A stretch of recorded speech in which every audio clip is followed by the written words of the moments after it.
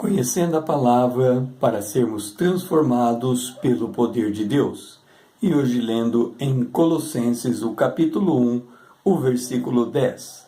Aqui nós estamos falando a respeito da oração do apóstolo Paulo pela igreja de Colossos. Diz assim: a fim de viverdes de modo digno do Senhor, para o seu inteiro agrado, frutificando em toda boa obra, e crescendo no pleno conhecimento de Deus. Porque Deus é bom, e tudo que nos acontece tem esse propósito de nos fazer crescer no pleno conhecimento de Deus.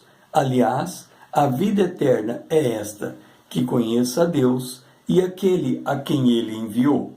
Devemos nos lembrar que Jó fora apresentado por Deus como sendo um homem íntegro. E por que Jó então fora provado?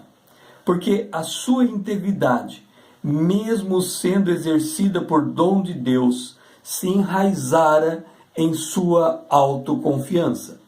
O apóstolo Paulo, certa feita, ele declarou que a prova que sobreveio sobre a vida dele, ela foi de um ímpeto tão grande que ele se desesperou da própria vida, para que a confiança não estivesse nele, mas em Deus. Então, Jó, ele foi provado para que ele pudesse conhecer a si mesmo, a fim de que a sua autoconfiança fosse desmontada e ele pudesse aprender a confiar inteiramente em Deus. Ao ser provado, Jó tinha tanta certeza de nada ter feito errado, que colocava em dúvida a justiça de Deus. Jó conhecia muito pouco de Deus e menos de si mesmo. Na prova, ficou sem palavras, abrindo caminho para dar ouvido ao seu amigo Eliú.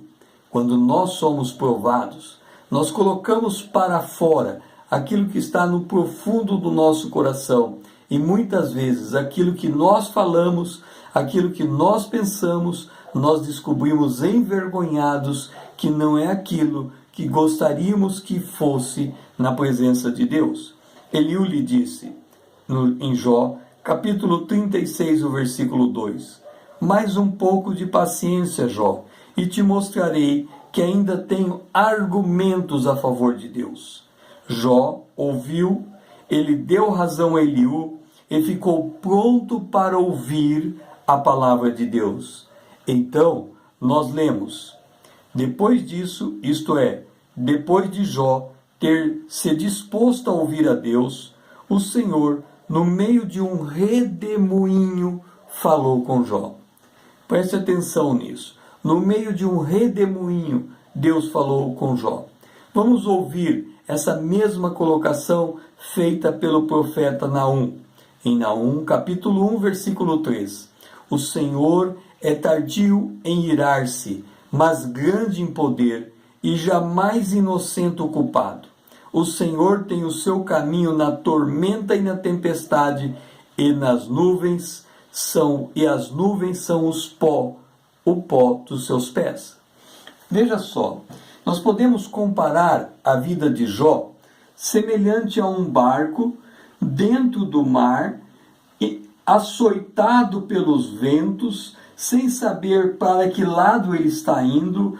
Ele está completamente submetido a uma situação fora do seu controle, e ali está o Deus vivo, através do mediador, o Espírito de Deus ali naquela circunstância, e o Senhor fazendo o seu caminho no meio da tormenta e da tempestade. Quem sabe não é assim que está a nossa vida. Voltemos então à fala de Eliú. Eis que Deus é muito grande. Contudo, diz Eliú em Jó 36, versos 5 e 6, contudo, a ninguém despreza. Deus não despreza ninguém. É grande na força da sua compreensão. Não poupa a vida do perverso, mas faz justiça ao aflito. Mesmo em meio a esta prova, Deus está fazendo o seu caminho na vida de Jó, simplificando, Deus, que governa o universo, reina sobre as circunstâncias que circundam nossas vidas. E Deus, em meio à tormenta que nos abate, realiza a sua justiça em nosso benefício. Como percebemos isso? Confiando em Deus e exercendo fé. Por isso que nós devemos crer em Deus em meio à prova. Ele não nos abandona. E mesmo que as coisas fujam ao nosso controle, jamais saíram do controle de Deus. Creia nisso. O meu nome é César Azevedo, usando a internet para com você compartilhar a palavra de Deus.